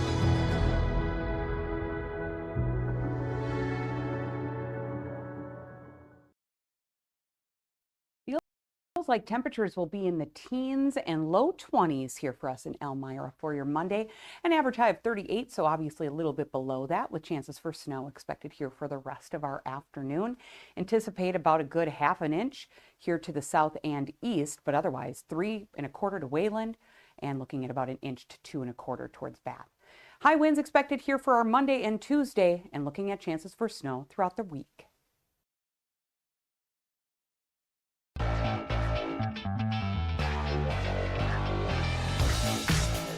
And we welcome you to hour number 2 of Frankly Speaking here on WYDC TV Big Fox. I'm your host, Frank Acom. We are broadcasting live from the Hesselson studio. Let's go to some viewer comments. A diversionary comment regarding the present winter storm. I think I heard that New Jersey, for example, was destined to have an accumulation of 4 to 8 feet of snow. That's a big difference. I had not heard that. I don't know how they ended up. Mark says, so AOC says Trump doesn't think before he speaks. Let's flip the coin. It sounds like she is talking about herself. And by the way, she can't even complete a sentence. Thank you very much. Comment from a different viewer. I hope Alexandria Ocasio-Cortez runs against JD or Marco. That would be amusing. Go Republicans. Thank you very much. Quick update on a topic that we discussed a lot last week. Is the concept of equal time outdated on today's broadcast networks? The Federal Communications Commission put regulations on the books back in 1934 requiring equal airtime for political candidates during an election season. But that doesn't extend to cable or to streaming or to the booming podcast world. You could get technical and claim the broadcast networks often come to people today via cable or satellite connections, not on antenna. FCC Chairman Brendan Carr recently suggested late-night comedy shows and daytime talk shows like ABC's The View could be evaluated for potential violations of the old equal time rule. On Monday, February 15th, late show host Stephen Colbert announced that he invited Texas State Democrat Representative James Tallarico for an interview. But lawyers told him in no uncertain terms that he couldn't do this. So he posted a Tallarico interview on YouTube instead. When that YouTube video drew over 8 million views, it was painted by liberal journalists as a great victory over President Trump. But Trump never objected to the interview. Colbert had to unfurl the nightly rant about being a courageous dissident and all that garbage. Quote, Donald Trump's administration wants to silence anyone who says anything about Trump on TV, bad about Trump on TV. Because all Trump does is watch TV, okay? He's like a toddler with too much screen time. And I'm not going to read the rest of the joke. Then, surprisingly, CBS put out a statement that suggested Colbert was a liar, that the interview was not banned. Quote, the show was provided legal guidance that the broadcast could trigger the FCC equal time rule for 2 other candidates, including Representative Jasmine Crockett. They know darn well that every word of my script last night was approved by CBS's lawyer, Colbert sputtered. Colbert wasn't in danger of having to invite Texas Republican Senator John Cornyn. He might have to interview Crockett, who appeared on his show last year before she was a candidate. This whole stunt could be painted as a campaign booster for Tallarico, who raised millions of dollars off this appearance. Then came the weirdness of CBS News covering the spat, giving both sides equal time and weight. On Wednesday, CBS Morning reporter Elaine Quijano ran the opposing views and then added another liberal view. Quote, Monday was the first known time a late-night talk show changes programming since the FCC issued its new guidance. Anna Gomez, the only Democrat-appointed FCC commissioner, worries that decision could enable censorship. The PBS NewsHour also turned to Gomez for an attack on Trump and Carr, saying, quote, anything they don't like, they want to control and they want to censor. Defunded PBS still sounds a little bitter, don't they? The supreme irony in the entire kerfuffle is that Colbert represents the exact opposite of equal time. Overall, Alex Christie of Newsbusters reported that from September of 2022 through Thursday, Colbert has brought on 230 liberal or Democratic guests to only one Republican. Guess who that one Republican was? Liz Cheney. And we know why. So let's wink and say 231 times. CBS could easily change the name of its late-night comedy show to The People's Republic of Colbert. Anyone who wants to end their day by listening to a long interview with Vermont Independent Senator Bernie Sanders is not looking for giggles. But that's what viewers found on January 20th. Colbert announced with fanfare that this was the 19th time he'd performed with Sanders. This is not a bona fide news interview. If you're ever going to use FCC lingo, it's the lamest kind of sunset semester socialism session. Define oligarch for us isn't even a question, it's a prompt. But Colbert also put his ball on a tee for Bernie, saying, quote, "This is a red letter day for you. Here you are administering the oath of office to Mayor Mamdani, and just you've been fighting, you've been carrying the banner of Democratic Socialists for a long time." That was like, what was it like to swear in the first Democratic Socialist mayor of a major city? He found it extremely gratifying, if you're wondering the answer. When the YouTube video drew over 8 million views, it was painted by liberal journalists, as I mentioned, as a great victory over Trump. Overall, the late-night comedy show guest count in 2025 was overwhelmingly stacked. 99% of the political guests are liberals or Democrats. It's the same on The View. In 2025, Whoopi and Company interviewed 128 liberals or Democrats to 2 Republicans, or sort of conservatives. Again, that's being generous. The 2 are now former Representative Marjorie Taylor Greene, who was attacking Trump at that time, and Cheryl Hines, who was forced to defend her husband, HHS Secretary Robert F. Kennedy Jr. These are the shows that are the most passionately painting themselves as brave upholders of democracy when they practice nothing of the sort. Only one side is worth hearing, and the other side is only worth smearing. So there's an update. Now, tomorrow, I believe it's tomorrow, right, is the State of the State. Well, President Trump will honor the family of Laken Riley and other victims of crimes by illegal immigrants on Monday by declaring an Angel Family Day.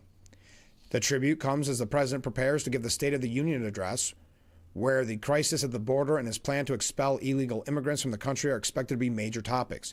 Trump on Monday will sign a proclamation designating February 22nd, which was yesterday, that can't be right, as Angel Family Day, honoring 2 survivors and 62 individuals killed by illegal immigrants. The day was chosen in remembrance of Riley, who was killed on February 22nd, 2024. It'll be the first event of its kind to honor angel families who have had loved ones killed by illegal alien criminals. The special vigil is scheduled to take place in the East Room of the White House at 10 a.m. It'll be a solemn ceremony that reminds us all of why deportations of the worst must continue. Homeland Security Secretary Kristi Noem and Border Czar Tom Homan, the top enforcers of the president's immigration policy, will join several members of angel families at the event. Trump has become a champion of angel families. He's vowed to help them find justice and has turned them into a political force. Quote, President Trump is proud to have delivered accountability for angel families by ushering them in the most secure border in history, deporting the criminal illegal aliens let into our country by prior administrations, and upholding the rule of law by strongly enforcing our immigration laws, said Press Secretary Carolyn Leavitt. The first bill President Trump signed into law was the Laken Riley Act to prevent these senseless tragedies from happening again and to keep innocent American citizens safe. The president and our nation will join angel families in honoring the memory of those amazing men and women. So that is going to happen, I guess, today. Trump is expected to defend his agenda when he addresses the nation tomorrow night. The high-stakes State of the Union just got harder for Trump, says Politico. The president heads to the Hill for a primetime address to Congress on Tuesday amid a torrent of negative news. Now, we know it wasn't a good weekend for him on Friday with the announcement by the Supreme Court that the tariffs are illegal. It'll be interesting to see how that all plays out when it comes to refunds, essentially, for these countries. But President Trump didn't hide it, said Politico. It's a disgrace, he said during a breakfast with governors, looking at a note that told him his administration had just suffered a humiliating rebuke at the hands of a conservative Supreme Court. Isn't it tough I mean, I know they always talk about the Supreme Court and how conservative it is. And Democrats talk about stacking the court, building it up. Isn't it amazing how it is guaranteed that the Democrats are going to stick with the Democrat belief? They're always going to be political. The left is always, on the court, is always going to go, in this case, anti-Trump. But that it's conservatives who so often go against Trump too, and yet the media will still tell you that it's the most conservative court in decades. But yet the Democrats are always going to side with each other, that there's not going to be any break in the Democrats, but there is going to be in Republicans. But we'll continue. Trump cut his remarks short and walked out of the room with his favorite presidential power and, by extension, his agenda on a knife's edge, 4 days ahead of the most important speech of the year. The president's primetime address to Congress tomorrow was supposed to set the stage for a tough but disciplined midterm campaign focused on the administration's effort to lower costs for everyday Americans and tout his first-year accomplishments. Instead, he heads to the Hill amid a torrent of negative news. Economic growth is flagging. What? U.S. military assets are amassing in the waters around Iran in anticipation of a potential strike that many in the president's base find odious. A major government agency is shut down over an immigration standoff with Democrats sparked after federal agents killed 2 U.S. citizens. Make America Healthy Again activists are furious over Trump's order boosting domestic production of whatever that was, herbicide glyphosate. The scandal surrounding Jeffrey Epstein continues to swirl, and now the nation's highest court has dealt the president what some allies see as the most humiliating and devastating blow of his second term. 6 justices, including 2 Trump appointees, said Friday that the president does not have the ability to unilaterally impose tariffs on trading partners in the event of an international economic emergency, a power the court made clear resides with Congress. Quote, this is the signature economic policy. We're 4 days away from the State of the Union, and he has been rejected by the court in a pretty serious public way, said Allison Smith. They're championing this. They love this, that the Supreme Court decided against Trump. The tariff decision comes as Trump's approval rating hovers near its second-term low and 8 months ahead of an election in which Republicans are trying to hold on to their thin majority in the House. Even as the president is expected to celebrate a slew of positive economic data during Tuesday's address, his administration will be forced to contend with the slower-than-expected GDP growth and the loss of the president's favorite economic and national security tool. A flustered Trump on Friday fumed to reporters about the Supreme Court's rebuke, suggesting that some of the justices were influenced by an unnamed cabal of foreign interests that had bullied them into a deeply disappointing and ridiculous decision. I would not want to be in the Oval Office right now, said one person close to the White House, who, like others in this story, were granted anonymity to speak candidly. Minutes after the decision came down. A second person close to the White House, a former Trump official, described it as a stunning defeat. Obama had a stunning rebuke. Roosevelt had a stunning rebuke. Presidential powers have their limits. The blow to Trump's tariff agenda comes as he is struggling to retain the upper hand on the other major domestic priorities, deportation. Anyway, you get the idea.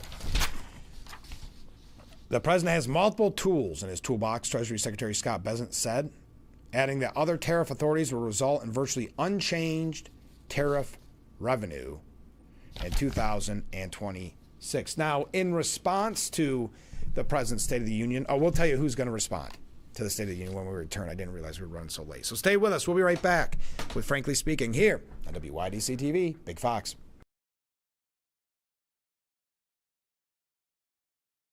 Getting the right representation. It matters.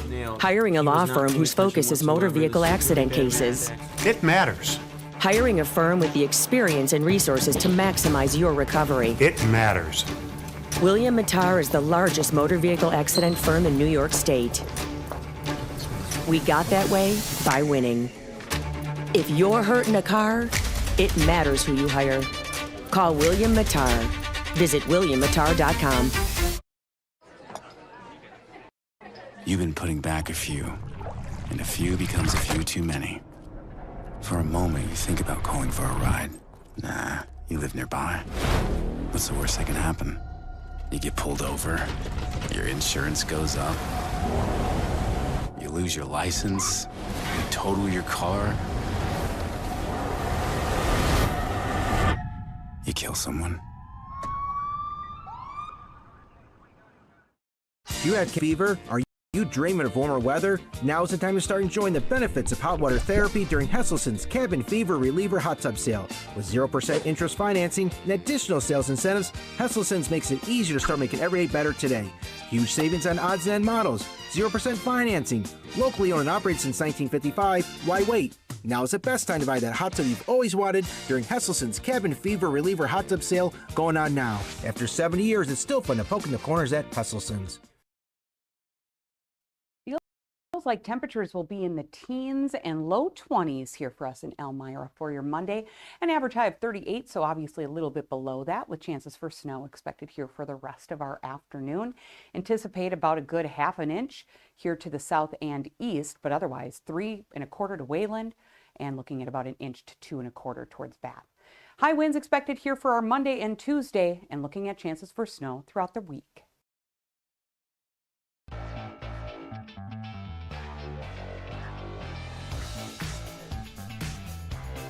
The Frankly Speaking Roof Cam brought to you by Boss Security and Horseheads. Contact them today for all your business and home security needs. We are back broadcasting live from the Hesselson studio. Comment from a viewer, from Ken. Frank, after your Friday show, I did a little research on the operating budgets of the 4 largest cities in the U.S. The below shows the city, the population, the 2026 budget, and a budget amount adjusted to New York City's population. It shows that New York City has been mismanaged for years. New York City's population, 8,335,000, has a 2026 budget of $127 billion. Los Angeles, with a population of 3,878,704, had a 2026 budget of $14 billion. Adjusted New York City population, that would be $31 billion. Chicago population, 2,721,308. Their 2026 budget, $17 billion. Adjusted to New York City's population, it would be $53 billion. Chicago and New York City both need to budget for snow and cold weather. Houston, population 2,390,125, Their 2026 budget was $7 billion. Adjusted to New York City's population, that would be $25 billion. But here we are, thank you, Ken, for those numbers. But here we are with New York City's budget, $127 billion. Now we're talking about the state of the state. Abigail Spanberger is going to be the person that responds to the State of the Union. Abigail Spanberger, the new governor of Virginia, who has been tapped to deliver the Democrats' State of the Union reply, is the perfect avatar for her party's deception, writes Miranda Devine. With her long blonde bob, minimalist makeup, pinched face, and brisk air, she looks like the sort of competent working mom you'd encounter at school drop-off in an affluent suburb. In other words, she seems like somebody you instinctively trust.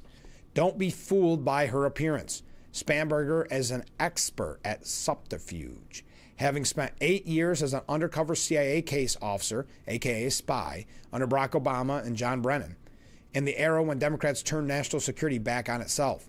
Like Joe Biden, she posed as a moderate to fool willfully gullible voters and then showed her true colors the minute she took office.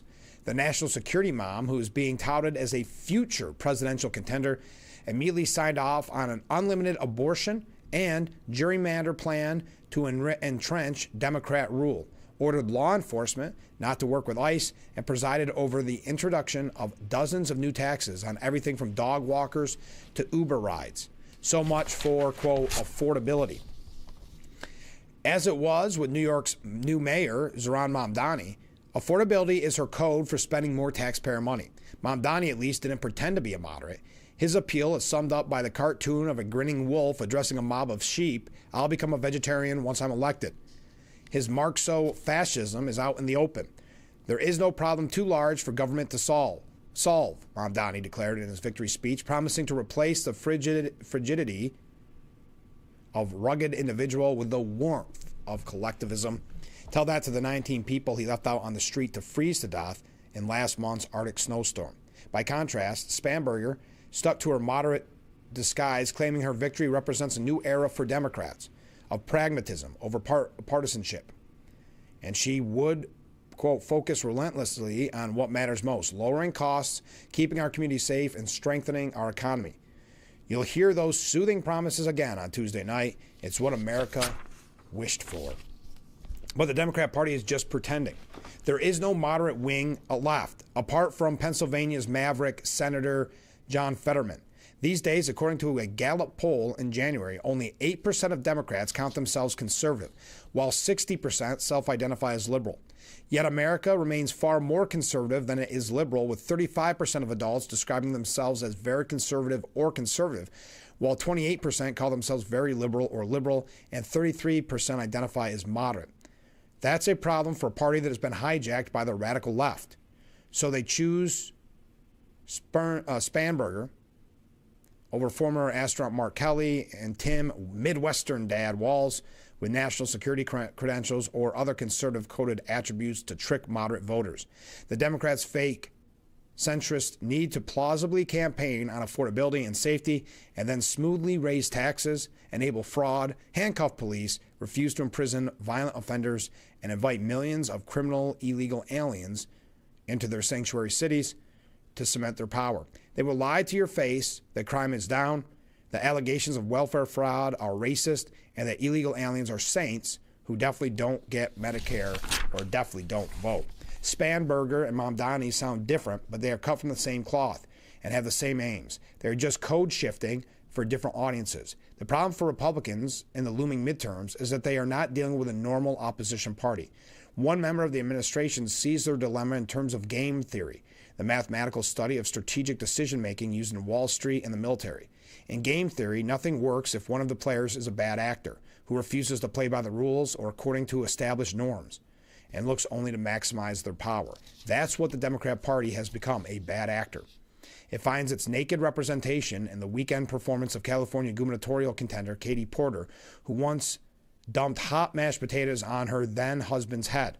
A few hours before a would-be Trump assassin was shot dead at Mar-a-Lago, Porter held up a sign emblazoned with the words "blank Trump" at the California Democratic Convention in San Francisco and urged the audience to chant the filthy slogan.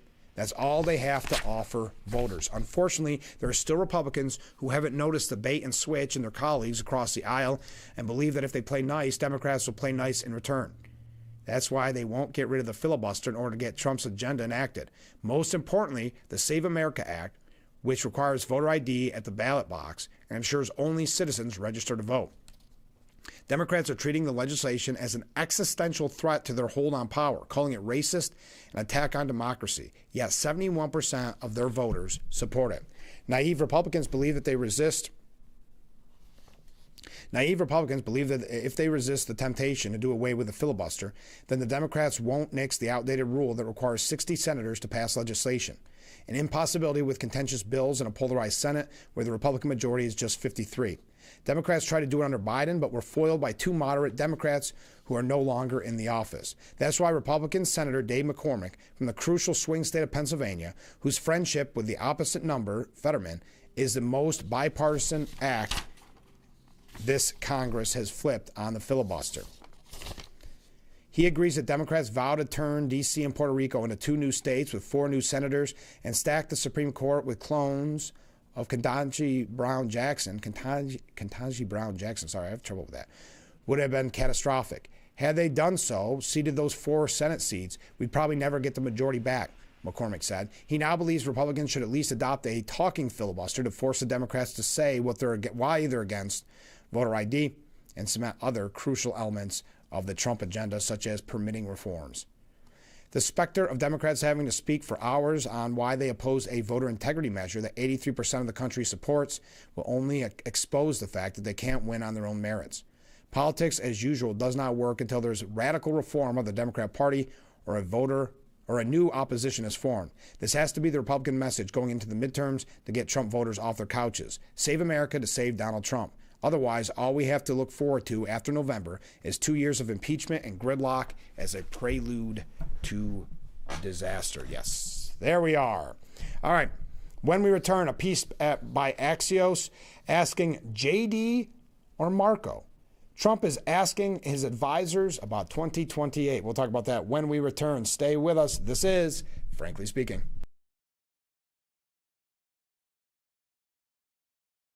Wheaton Fitzpatrick, located at 6 Gansevoort Street in Bath is your experienced, highly qualified, and trusted certified public accounting firm. The dedicated and knowledgeable staff of Wheat Fitzpatrick can handle every type of accounting work, including personal and business income taxes. Stop into Wheat & Fitzpatrick at 6 Gansevoort Street or give them a call at 607-776-4308. The certified public accountants Charles Wheat and Kelly Fitzpatrick will work hard to make tax time easier for you. Call for an appointment at 607-776-4308. Nearly 500 kilos of cocaine has been seized in a bust. Thousands lined the pier at Seneca Harbor. Race weekend brought thousands to Watkins Glen International. Hundreds and Horseheads joined other cities around the country on Saturday for the No Kings protest. It's the home of creativity. Release your inner audio engineer. Create with the 3D printer. Make your clothing ideas come together with our sewing machine rentals. Or come to the library event nights to chat with those within your community. All with your library card. Go to your local library today. It's tax time, and Current Power Sports is here to help your refund go further. For the month of February, we're covering the sales tax on any new CF Moto machine purchase, plus select accessories. That means big savings on machines built to work hard, ride far, and handle anything you could throw at them. Why pay more than you have to? Let us cover the tax. Stop by Current Power Sports in Wellsboro, Pennsylvania, or Pine City, New York, and save big on your next CF Moto. Limitations apply. See store for details. It's the Jeep and Stay sales event at Chilson Wilcox. Enjoy huge savings on the most awarded SUV brand ever, Jeep. Jeep loyalty means bigger savings for current Jeep and Stellantis owners. Save $8,300 on a 2025 Jeep Grand Cherokee. From Wranglers to Grand Cherokees, every Jeep is priced to move, but these savings won't last forever, and it's Ram Truck Month too. Save $10,500 on a 2026 Ram 1500 and $9,000 on a 2026 Ram 2500. The Jeep President's Day sales event and Ram Truck Month happening now at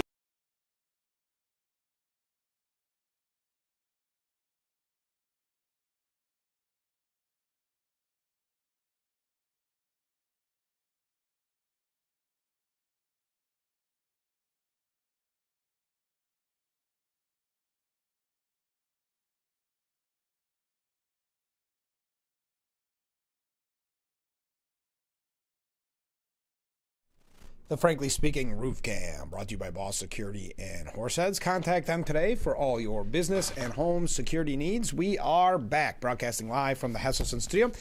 Ken writes in, how disgusting is it that the Democrats have to pull childish stunts during every Republican State of the Union address? The worst I ever saw a Republican response to the State of the Union address was that they didn't stand or clap as the Democrat president laid out the Dems' plan for the nation.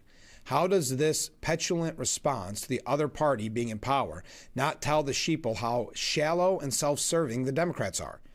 About half the country should wake up before they actually do become part of a socialist collective. Yes, it is petty. We, of course, remember Nancy Pelosi ripping up the State of the Union. Very childish. Now, Axios asks, is it JD or Marco for 2028? According to Axios, this is, do people favor the vice president or secretary of state to sit atop the GOP ticket to succeed Trump in 2028? Trump asks casually, but increasingly, according to several sources. Trump is focused on his legacy as his last midterm election approaches, and he believes there's no better standard bearer for it than Vance and Rubio. Trump favors Vance. That's why he chose him as his running mate. But Trump has notably and increasingly praised Rubio in public and private for his rising profile as Secretary of State and National Security Advisor. Behind the scenes, Trump enjoys gossiping, revels in playing people off of one another, and freely airs private musings. All five sources who spoke with Axios and relayed Trump's decision or discussion with them cautioned against interpreting this as Trump souring on Vance. Vance Rubio is the president's dream ticket for 2028. And to be clear, that's Vance on top, said a Trump advisor. But would Trump be happy with a Rubio-Vance ticket? Absolutely. Vance has political advisors who, if he runs as widely expected, would form the backbone of a 2028 presidential campaign. Rubio lacks the infrastructure and has made clear he's fine with Vance being the guy. Rubio's posture hasn't changed. A source said Rubio has communicated that to Vance privately. The men are close friends and serve together in the Senate, as do their chiefs of staff, who are also friends. Trump last year made clear that Vance is most likely his heir apparent. In all fairness, he's the vice president. But Trump added that his preference is for Rubio to get together with JD on the ballot. Advisors say Trump won't fully commit to a successor because he wants his team to think about their current jobs, and he doesn't want them to look like he's losing power. Vance is a major disadvantage compared to Rubio when it comes to Trump's style of thinking. Their jobs, which place Rubio in the news far more than Vance, and Trump consumes news ravenously. Rubio's twin responsibilities place him at the center of global affairs, the Secretary of State, and at the White House as National Security Advisor. The Vice President, by contrast, has no clear portfolio. And that's part of the problem for Rubio, according to those who know his thinking about 2028. It'd be hard to go from his two high-impact jobs to vice president. Trump knows this, and some advisors theorize that one reason, it got cut off, but Marco, you really did yourself proud 2 days ago in Munich. Remember when he said that? At the meeting, Trump described Rubio as more of the diplomat and Vance as the pugilist. He's got a little bit tough on occasion. We got to slow him down on occasion, Trump said of Vance. Then we have the opposite extreme, Trump said, pivoting to Vance's best friend, Marco Rubio. Marco does it with a velvet glove, but it's a kill. Okay. So your thoughts on that?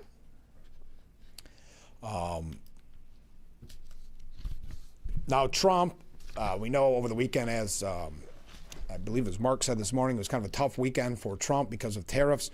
Trump is now going to hike global tariffs to 15% from 10% effective immediately, he said on Truth Social. While Trump's announcement claimed that the new tariffs will take effect without delay, it is unclear if any official documents have been signed detailing the timing. President Trump on Saturday said he would increase global tariffs to 15% from 10%, one day after the Supreme Court struck down a broad swath of the president's trade agenda.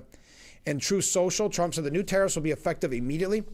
He also warned that additional levies would follow. I, as President of the United States of America, will be effective immediately, raising the 10% worldwide tariff on countries, many of which have been ripping the U.S. off for decades, without retribution until I came along, to the fully allowed and legally tested 15% level.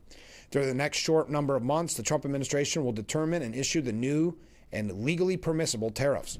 Trump announcement claimed that the new tariffs will take effect without delay, but it is unclear if any official documents have been signed, as I mentioned. Now, according to Stephen Collinson, Trump won't blink on tariffs because he can't. No, President Trump isn't looking for a new, most beautiful word in the dictionary to replace his beloved tariffs. True to his philosophy of never accepting defeat, he's already battling back after the Supreme Court declared his exercise of emergency trade war powers unlawful.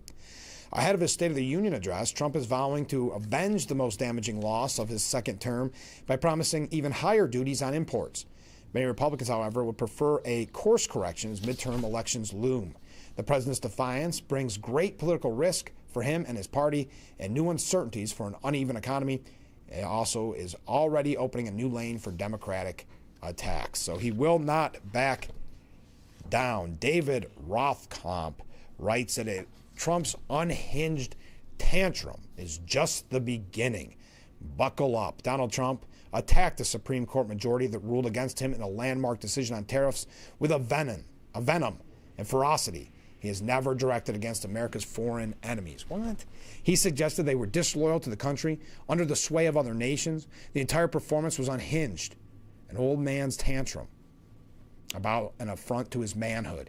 He called the 3 Republican-appointed justices who voted against him fools and lapdogs. Just imagine him using that kind of language about, say, a war criminal like Vladimir Putin.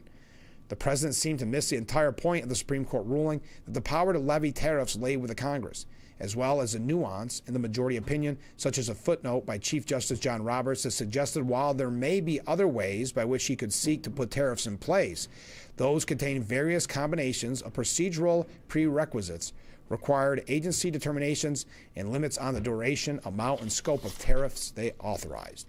In other words, he could not behave like a king. He could no longer go around the world threatening the other leaders whenever it suited him. He could no longer ignore the law, existing U.S. treaties, or the role Congress is assigned by the Constitution.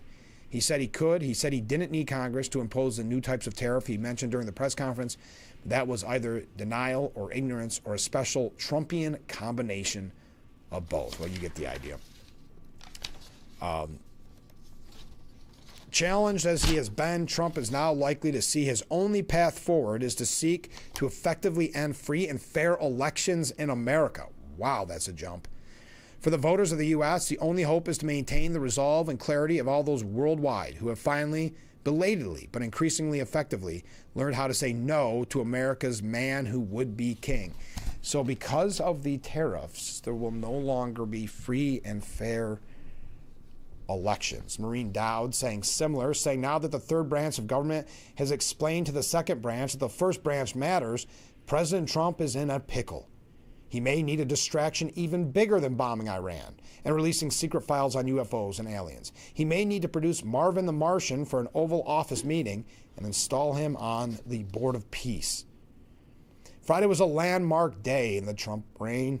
It was refreshing to finally see someone tell the petulant man-child, no, you can't do that. It was especially refreshing that the Supreme Court, which has been awash in its own ethics crises and acting subservient to the megalomaniac in the White House, suddenly found a spine. The highest court firmly instructed the Emperor of Chaos on why his tariffs were unconstitutional without the blessings of Congress. And the president responded in the way he always does when he doesn't get his way, with a hissy fit. In a news conference on Friday afternoon with the lights dimmed to be more flattering, Trump made clear that he was absolutely ashamed of John Roberts, Amy Coney Barrett, and Neil Gorsuch, and their three brethren sisters on the left who shut down his erratic, perverse, sometimes personally vindictive tariff antics. Trump railed that the court's liberals were a disgrace to our nation and that the conservatives who joined the majority were merely fools and lapdogs for the rhinos and the radical left. He whined that the majority did not have the courage to do what's right for our country. The man who expects loyalty singled out the two of his picks, Gorsuch and Barrett, calling their decision an embarrassment to their families. As usual, Trump absurdly conflated what he wants with what is best for the country. And as usual, he projected, charging that the justices who blocked his tariffs were unpatriotic and disloyal to our Constitution and controlled by foreign interests. I don't need to go into any more of what Maureen Dowd said, and now the president will also have to distract from his humiliation at being slapped back by a conservative Supreme Court. He's no doubt going to spend the weekend rewriting his State of the Union address and thinking of more nasty jibes for the justice who choked his leash. And who knows, we may even see Marvin the Martian show up in the Oval carrying a book titled How to Serve Man. What a stretch by Maureen Dowd. All right, we got some comments coming in. Stay with us. We got to take a short break. We'll be right back with Frankly Speaking after this.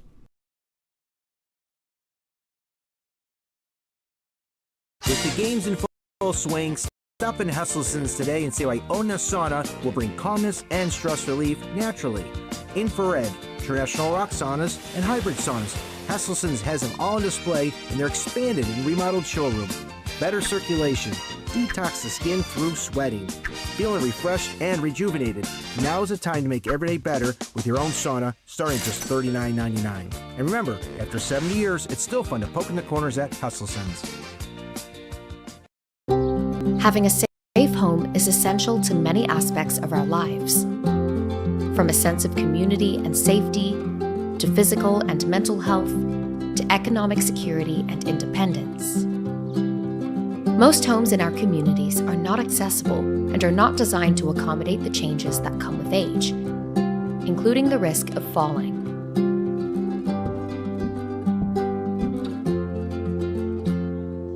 The Older Adults Home Modification Program helps reduce the risk of falls, improves safety, and increases accessibility and independence.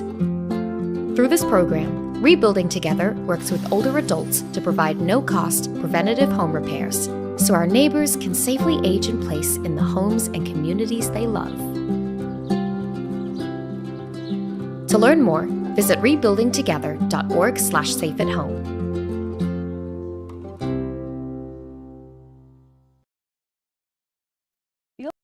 Like temperatures will be in the teens and low 20s here for us in Elmira for your Monday. An average high of 38, so obviously a little bit below that with chances for snow expected here for the rest of our afternoon. Anticipate about a good ½ an inch here to the south and east, but otherwise 3 1/4 to Wayland and looking at about 1 inch to 2 1/4 towards Bath. High winds expected here for our Monday and Tuesday and looking at chances for snow throughout the week.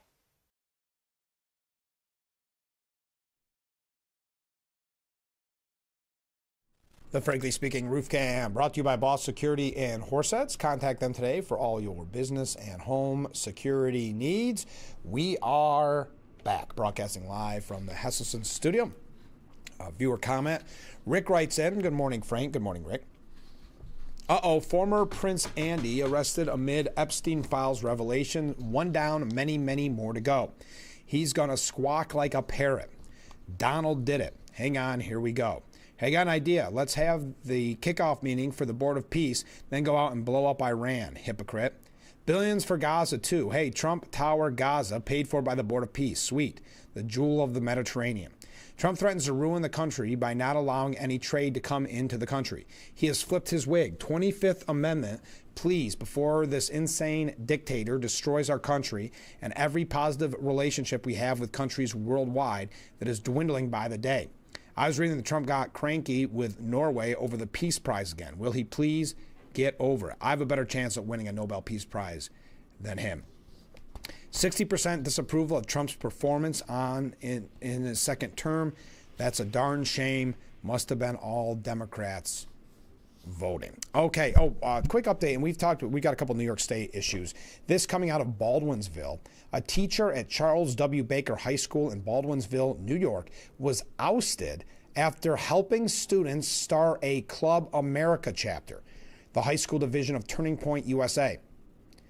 Jennifer Fasulo, a Spanish teacher at the high school in a suburb outside of Syracuse, was placed on paid leave of absence in late January, just weeks after she agreed to help students establish a Club America chapter.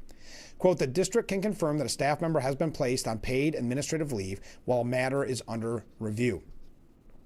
Okay. We are following established administrative and legal procedures, and we are unable to comment further or share additional details at this time. The Baldwin Central School District went on to say that while it cannot discuss or comment on specific personnel or student matters, we want to assure our community that the well-being of our students, staff, and families remain our highest priority.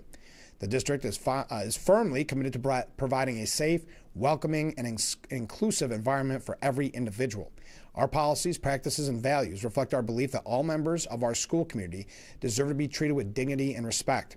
Students rallied in support of the teacher, creating a petition that declares the teacher is currently facing discrimination for her spiritual and political beliefs and called for her to be reinstated. Quote, she's been put on administrative leave and is pending termination. We believe no educator should be punished for their personal beliefs. Please sign this petition to show support and help us get Mrs. Fasulo back where she rightfully belongs. That petition has gotten already 2,300 signatures as of Sunday. During a February 9th board meeting, Club America president Jerry Dygert said Fasulo is being targeted not because of her performance, but for her political beliefs. Our club exists to promote political understanding through civil discourse. Removing the one teacher who best embodies those values puts that mission in serious jeopardy. Another student added, my classmates and I are confused as to why she is not in class, calling the teacher a mentor with wisdom and compassion that is unmatched. Woke parents, meanwhile, reportedly called for Fasulo to be terminated for good, with one oddly describing Turning Point USA as, and I quote, terrifying. Another community member referred to the Turning Point USA High School division as an organized hate group. Organized hate groups have no place in our public schools. Would you want a KKK chapter, a neo-Nazi group? The parent reportedly asked. Republican state senator candidate Caleb Slater, who met Fasulo through the church community, said the teacher is being used as a sacrificial lamb. These are students who asked for the organization to be founded, not parents or teachers. So we'll keep you updated on that. All right. We already got to take a short break. Oh, so Zoran, I mentioned this earlier in the broadcast. As we see the snow fall out there, please be careful. By the way, on your way to school, your way to work, make sure that where you're headed is open. But Zoran Mamdani banned travel across New York City due to the blizzard and gave the kids a real snow day. The incoming weather is Mamdani's second major snowstorm. Now, they tried, remember, I mentioned this, I think, with Joe Sempolinski when he was on the program Friday. It was kind of sad. The media wanted to praise Zoran Mamdani so much when the last snowstorm hit, saying, oh, he's doing a great job. That was on day one. Then what was it, 22 people ended up dying, something like that. There was garbage in the streets. People couldn't get into school and to work for days. He drew some questions for having remote learning during the January snowstorm, given the difficulties virtual classes pose for many families. With the storm, he made the announcement of a snow day by posting a screen recording of a FaceTime call with a New York City student named Victoria. In the video, he greeted her with a cheerful, "Hi, Victoria. No online school, no remote learning, full classic snow day," he said. "My only ask to you is that you just stay safe, stay indoors during the height of the storm. Once that has passed, feel free to go out and sled." Lecturing? What a weird way of putting that. Now, we know at least 18 people died during the January snowstorm and following cold snap. "We're going to do everything within our power across all the city government to respond to the storm as quickly as possible," Mondami said. The city has issued a state of emergency and amplified its sanitation response. Okay, so again, a real snow day. We got to take a short break. Stay with us. We'll be right back with Frankly Speaking here on WYDC TV. Big Fox, don't go anywhere. We'll be right back. Allegiance flight from Elmira to Myrtle Beach starts May 22nd, 2026. Whether it's a weekend escape or a week in the sun, Myrtle Beach is closer than ever. Non-stop to sun, sand, and seaside days. From takeoff to toes in the sand, your coastal getaway starts right here at Elmira Corning Regional. Mornings on the boardwalk, afternoons on the golf course, and evenings with oceanfront dining or a flight away with Allegiant's new direct flight. Starts May 22nd, 2026. Book now at AllegiantAir.com. The red, white, and blue oval. The Ford President's Day sales event is bringing deals on all the stars of the lineup.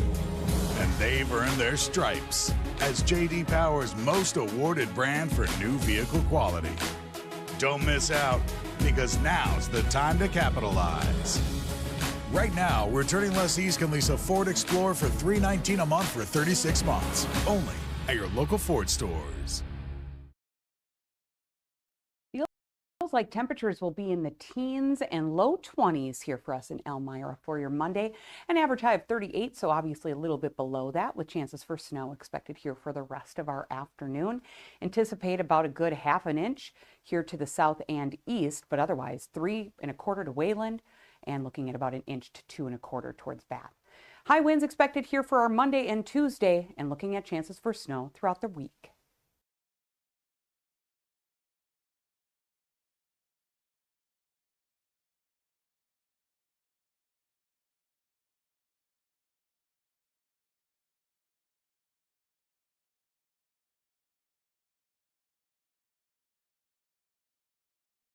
The Frankly Speaking Roof Cam, brought to you by Boss Security in Horseheads. Contact them today for all your business and home security needs. We are back, broadcasting live from the Hesselson studio. Let's go through some viewer comments. Good morning, Frank. Steve here. Well, good morning, Steve. Maybe someday you will wake up and realize that it is a Democrat problem. Maybe someday you will wake up and realize that it is a Democrat problem, and the rest of us are having to pay for it. Hochul put in her bill in 2023 for the energy companies to raise an extra $85 billion for green energy. Wake up at some point. The true definition of insanity is thinking if you do the same thing over and over, and at the end of get the same results, that will eventually change. It will never change for as long as Democrats are in charge. They want every dime in your pocket. I think I am awake. I don't know. I think you're saying in general, right, Steve? Not me. All right. Comment from a different viewer. I wouldn't trust any of the polls that Democrats put out. Thank you very much. Comment from a different viewer. Good morning, Frank. Well, good morning. I don't pretend to know the ins and outs of the law. I rely on the Supreme Court, however. I'd like to know when it became popular to not want the best for our republic by backing the one in office because you want the best for this nation. My candidate rarely has been selected in the past, but you wanted the best for our country and you supported and got behind them the best you could. I've never seen anything like this, and I don't see how it will ever change. And Chief Justice Roberts is a young man, and we're stuck with him and others. Thank you very much. Comment from a different viewer. Dr. Phil has nothing on you, Frank. You're a great listener. Well, thank you very much. I appreciate that. So Mayor Mamdani, as I said, announced the full classic snow day for New York City students after what was the backlash over that remote learning. It was a very weird position for him to take when they were having the students go to remote learning. I'm sure it made a lot of students and parents upset. So I thought, as the mayor, I wanted to give you the news. No online school, no remote learning, full classic snow day. This is in his kind of typical viral video fashion. My only ask is for you to stay safe indoors during the height of the storm. Once that has passed, you're free to go out and play. But while the student was thrilled, some parents were left perplexed, including Anna Obendorf, a mother of 4 and primary care nurse from Brooklyn Heights, who called the last-minute decision to cancel classes disruptive. Quote, after being off for a whole week from school for the scheduled winter break and the little additional day off as a snow day, it's a little frustrating. It's a little unexpected, to say the least, and disrupted. Now, Mom Donnie is receiving criticism for requiring 5 forms of ID to shovel snow, while his party, the Democrat Socialists of America, opposed voter ID. Mayor Zohran Mamdani opposes requiring IDs to vote, but mandates no less than 5 forms of identification in order to shovel snow. The New York Sanitation Department website says that in order to register as an emergency snow shoveler, an applicant must provide 2 small photos sized 1 to 1.5 square inches, 2 original forms of ID plus copies, and their social security card. Just to shovel.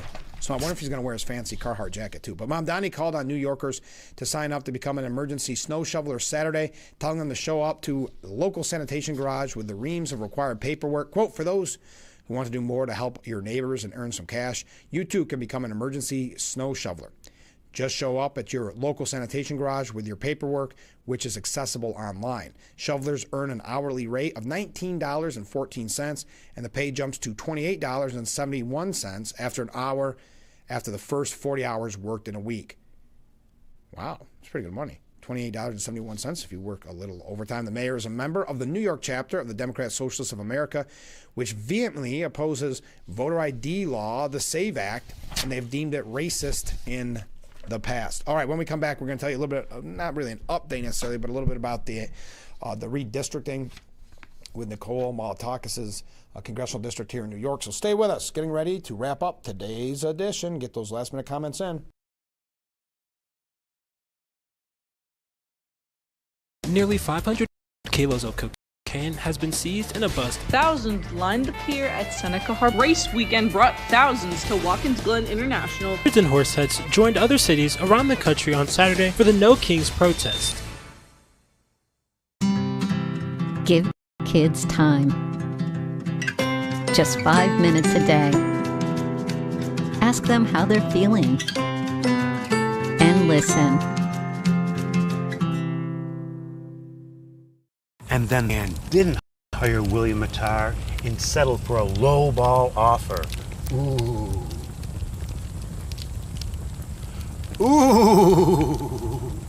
Bill, that's really not that scary. Really? It gives me the chills. I mean, at William Mattar, we only handle motor vehicle accident cases, and they should have called us. Dealing with big insurance doesn't have to be scary. Rideshare truck, motorcycle, car, only call William Mattar. There have always been a few, ready to fight and win. Since 1775, these few have been Marines, and they come from across this land to defend the future of our nation. This year, our Corps celebrates 250 years, and Marines are proud to serve this country, each other, and all that is still to come for America. The Frankly Speaking Roof Cam, brought to you by Boss Security and Horseheads. Contact them today for all your business and home security needs. We are back, broadcasting live from the Hesselson studio. Comment from a viewer.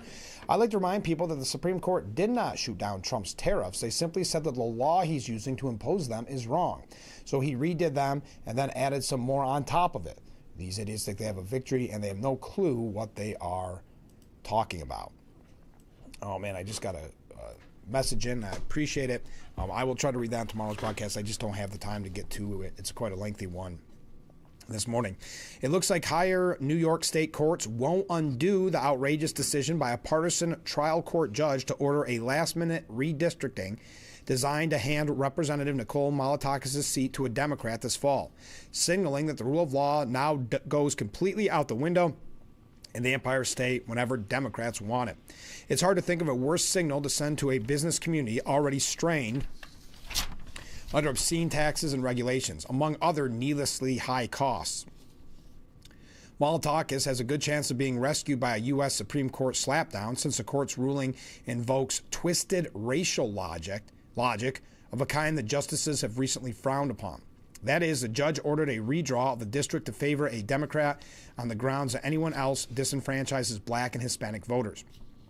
Though the new district won't have any more minorities, but only more Democrat-leaning whites. More outrageous still, the existing district has elected a Latino congresswoman. Malliotakis is Cuban on her mother's side. How in the heck does that violate the state's constitution's prohibition on drawing districts that harm minority voting rights, as the judge ruled? Plus, the district was passed into law by the state's independent redistricting commission, the Democrat-controlled state legislature, and Governor Kathy Hochul back in 2024, where they all conspiring to suppress minority voting rights. The Democrats who run the legislature have completely cowed the state's courts into rubber stamping the most outrageous injustices as long as it serves the majority party's interests. And Hochul sits silent because party loyalty trumps all for her too. You'd have to be crazy to open a new business in a state where rank politics trumps justice in this way. The best hope to limit the damage is for the Supremes to slap down this ruling ASAP. But the corruption of New York's courts will remain visible for all to see. Lady Justice is no longer blind in the Empire State. She's a slave of the Democrat Party. Now, by the way, Democrats are fearful that in California, in the governor's race there, it could lead to a Republican governor. Leaders of the California Democrat Party, along with liberal activists and loyal power brokers, are openly expressing fear that their crowded field of candidates running for governor may splinter the vote and open the door to a surprise Republican victory in November. Because of those concerns, the Democrats lagging at the bottom of the pack are being urged to drop out of the race to ensure the party's political dominance in statewide elections survives the 2026 elections. Ken writes in, I'm surprised Mom Downey didn't tell the kids that they could have the day off due to snow, but instead of playing in the snow, they have to join the collective and help to document carrying emergency snow shovelers. Shovel snow. Good point, Ken. I appreciate that. Well, that does it for today's edition of Frankly Speaking. We had a couple things that I wanted to get to, but I guess we do not have the time. Now, later in the week, I don't have my calendar right in front of me, but I know on Wednesday we'll be talking with Sheriff Jim Allard, so don't miss that. And beginning next week, we're going to have Assemblyman Phil Palmisano on the program. So we've got a lot of guests coming up, and I hope that you will join us every weekday morning starting at 6 o'clock for Frankly Speaking, only on WYDC TV, Big Fox. Have a great day, everyone. Stay safe. Have fun in the snow, and we'll see you tomorrow morning, bright and early. I look forward to it already.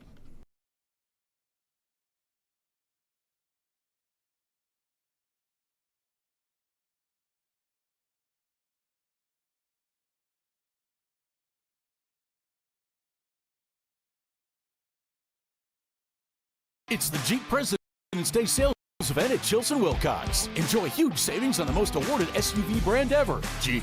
Jeep loyalty means bigger savings for current Jeep and Stellantis owners. Save $8,300 on a 2025 Jeep Grand Cherokee. From Wranglers to Grand Cherokees, every Jeep is priced to move, but these savings won't last forever, and it's Ram Truck Month too. Save $10,500 on a 2026 Ram 1500 and $9,000 on a 2026 Ram 2500. The Jeep President's Day sales event and Ram Truck Month happening now at Chilson Wilcox.